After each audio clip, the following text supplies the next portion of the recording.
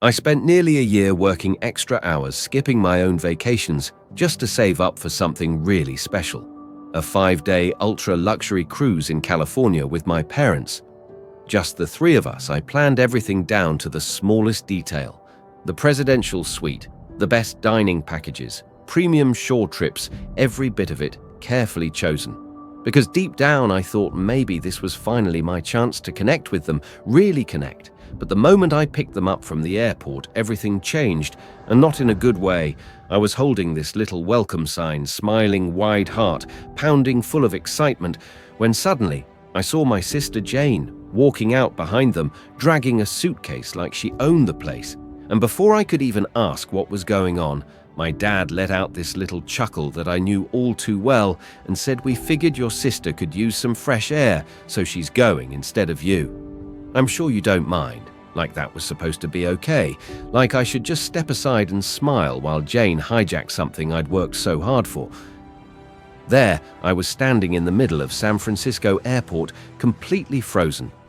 The welcome sign slipping from my fingers, my sister Jane, who hasn't had a job in years, who still lives in our parents' basement, glued to her video games, was now taking my place on the trip of a lifetime.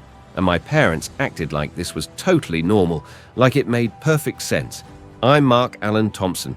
I'm 35, and I've built a whole life for myself here in San Francisco, far away from the constant drama and letdowns back home in Denver. This cruise wasn't just a vacation. It was supposed to be something meaningful, a chance to finally feel like I mattered to them, like I wasn't just the reliable son in the background. I worked hard to afford it, skipped birthdays, missed out on trips, just so I could treat them to something unforgettable. But apparently that didn't matter, because they just swapped me out for Jane without even asking me.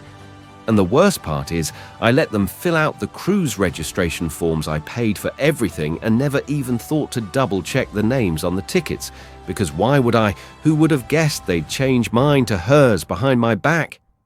My dad said, "Oh, Jane gets seasick if she sits in the back, so she needs the front seat in the rental car."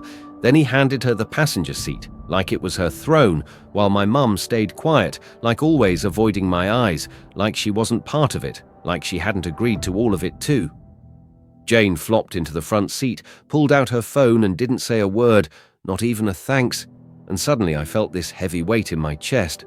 Those cruise documents sitting in my backpack might as well have been bricks. Every dinner I'd booked, every little surprise, every memory I thought we'd make was now going to her. I whispered to them that the cruise company needs advance notice to change passengers, but my dad just waved it off, said they'd already handled it weeks ago, that everything was confirmed under Jane's name, said it like swapping me out was the easiest thing in the world, like it didn't mean anything, like I didn't mean anything. I clenched my car keys so hard, they dug into my palm, and I smiled through it, because that's what I've always done. Smiled through being ignored, smiled through being second place, smiled through being the kid who didn't need anything because Jane needed everything. And you know what hit me right then as the airport buzzed with families laughing, hugging, heading off on their vacations while I stood there forgotten? It wasn't just the cruise they took from me, it was the last shred of hope I had that maybe one day they'd see me, see the effort I make, see the man I became without their help. I loaded their bags into the trunk quietly, listening to my dad tell Jane about the spa day I'd booked for the two of us, like it had always been for her, like this trip was never mine, like I was just the ride to the port. The drive felt like watching my childhood in slow motion. Every turn, every street felt like a flashback of being the responsible one, while Jane got chance after chance to be special, even when she did nothing to earn it. I left Denver to build a better life, and maybe deep down I thought they'd be proud of that. But all they ever see is Jane, the one who needs them, the one who takes and still somehow gets everything. And hey, before I dive into what happens next, if you've ever felt like the forgotten one in your own family, like the one who gets left behind for someone who does less but gets more, then stick around. Because trust me, what happened after this is something I never saw coming, and you won't believe how it all turned out. My parents barely noticed my efforts. They were too busy comforting Jane about another failed job interview. When I got my first executive job, my dad only asked if I could send more money for Jane's gaming gear. Every big milestone in my life was just another quiet plea for their approval that never came. I'd worked 60-hour weeks to afford my apartment in Pacific Heights, but most weekends I flew back to Denver for family dinners that always turned into Jane appreciation nights. Your sister might take some online classes. My dad would beam while my promotion didn't even get a mention. My mom just nodded, like always, throwing me apologetic looks that never changed anything. This cruise was supposed to be different. I pictured their faces seeing the suite, the balcony, the wine package. I thought they'd finally understand how far I'd come, but instead I was just the driver, while Jane complained about the AC, and my dad reminded me to drive carefully because your sister gets carsick.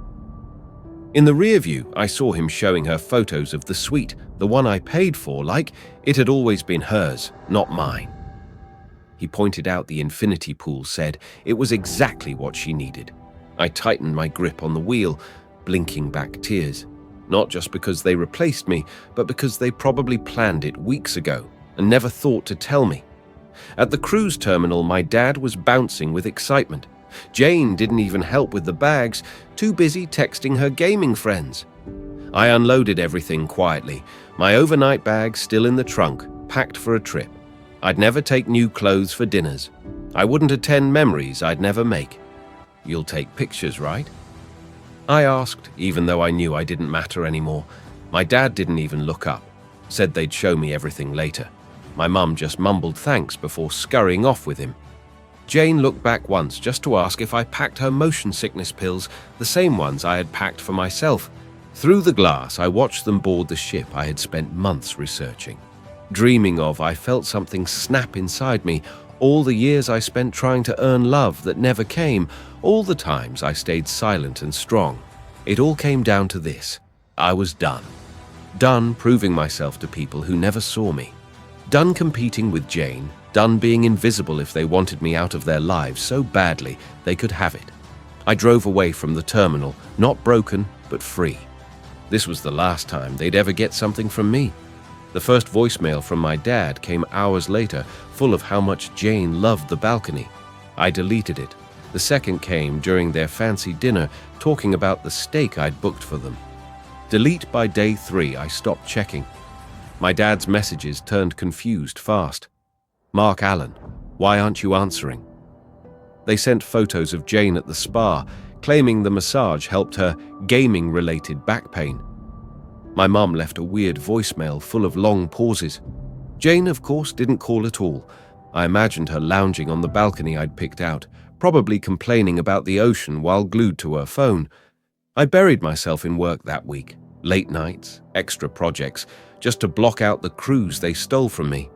But every message, every photo felt like a gut punch. There they were, smiling by the infinity pool I'd dreamed of, dining under candlelight at the restaurant I'd booked. It hurt, but it made me stronger. "Sweetie, we're back now," my dad chirped. Jane had such a great time. I just stared at my phone. I'd always rushed to return their calls. Not this time. This time, their calls went ignored. I blocked their numbers one by one. It felt like grief and freedom. The version of me that always tried to please them was gone. 2 weeks in, they got desperate. My parents started calling my office. My assistant deflected politely. They tried emails, texts, even cousins on Facebook.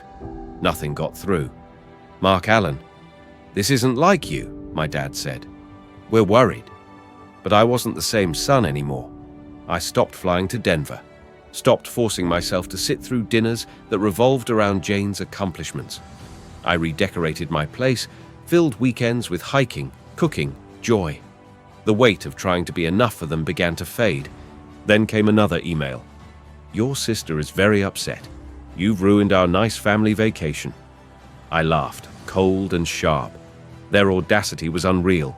They'd replaced me and expected me to apologize for being hurt. Classic. My mom tried a softer approach. "If this is about the cruise, maybe we should have handled it differently." A weak attempt. I blocked her new number too. Every ignored call, every deleted message helped me reclaim myself. 3 months in, my dad finally cracked. "Mark Allen," he said, his voice shaking. "We took that cruise from you. You worked so hard. We never thought how it had hurt you. We've taken you for granted because you were strong. I see now how wrong we were." My mum followed. "Sweet pea, I've been a coward. I watched them ignore your accomplishments and I let it happen. You deserved better." For once, there was real regret in her voice. Jane said nothing. No apology. No acknowledgement. She stayed silent, as entitled as ever, convinced she was the victim. That silence said it all. I listened to their messages from my home office, looking out at the golden San Francisco sunset. Their words didn't erase years of hurt, but they validated my silence. They finally saw what I'd always known. They only valued me when they couldn't use me anymore. That night, I caught my reflection in the window, shoulders back, head high. The son, desperate for approval, was gone. In his place stood someone who finally understood his worth. 6 months into the silence, my life had transformed. Without their constant drain, I found energy I didn't know I had.